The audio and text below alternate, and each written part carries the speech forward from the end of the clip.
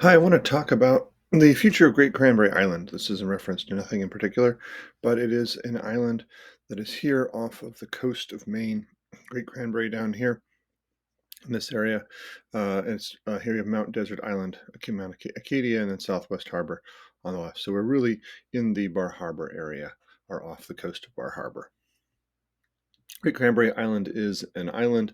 This is the larger Great Cranberry Island. It is about 2 miles long, 1 mile wide, 40 people year round, and about 300 during the summer.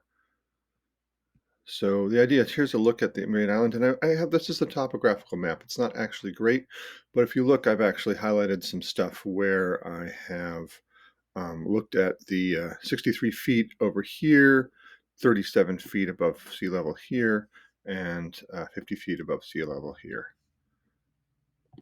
So that's about the highest level above, or the areas that are going to be least affected by seawater.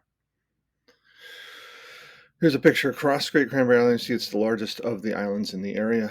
The other islands being smaller. You've got kind of a nice high edge on it. And I think this is a shot above Great Cranberry Island out at Mount Desert Island with the mountains in the background. So what we were looking at is, can you look at what's going to happen on Great Cranberry Island? It's about 8 inches since 1950, 8 inches of water, and it's going to probably be about 10 to 17 inches by 2030. So, but that's not the issue. What happens is that we get that much more water on average doesn't equal when we have like a king tide, basically when the tides are very, very high. A king tide is when the moon's pull is very, very strong in the area of Maine, and you can have those king tides. They used to be like very rare, maybe as many as 10 times a year, but now going up to 100 times a year. So much more common to have a tide that's much higher than average. In the past, 10 to 100, and now 100 times, 10 times more common than they would be otherwise. And then we really get into the kind of nitty and gritty about this process, which is looking at storm surges. So I'm going to try something. I'm going to go to another website and see if you can still hear my voice when I'm talking. So this is the storm surges of the area along the coast. We can actually find an address in this area called Great Cranberry Island. And if we put that in, what we're going to get is the storm surges that are predicted in the area. There's Great Cranberry Island. We're going to zoom in on it. Zoom in again. And one more time. Okay, so this is Great Cranberry Island with a storm surge of a Category 1 storm. And you can see the areas that are underwater, the blue areas and the yellow areas, orange areas, very likely to be hit very hard in a Category 1 storm. When we get to a Category 2 storm, what happens is that we see a lot more areas being affected.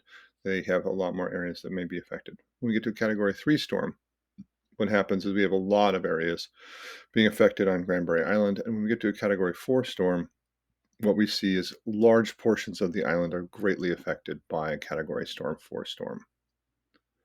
So what's happening in that situation is that we're having storms. And the storms, as we know, are probably much more active than they have been. And there's probably going to be more of them at higher ratios than they previously have been. So that's a problem because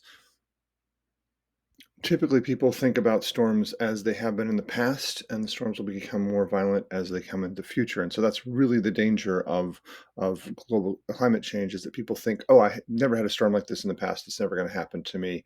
But if there's a Category 2 or Category 3 storm, I would say you definitely wanted to think about having an island somewhere else, or being somewhere else, or very high up on the island. So heavier tides, more storms, coastal properties more likely to have damage. And if you're buying, buy high and dry, invest in best quality materials, and plan for high winds. What would you buy? Something like this, something that would allow the wind to go around it rather than tear it apart. Geodesic domes are a nice option. And here's some geodesic domes. There's a nice one on the bottom corner that is actually built into the ground, which could handle a lot of wind without having it torn apart. Geodesic domes distribute the weight throughout. So that's my talk on Great Cranberry Island. Thank you.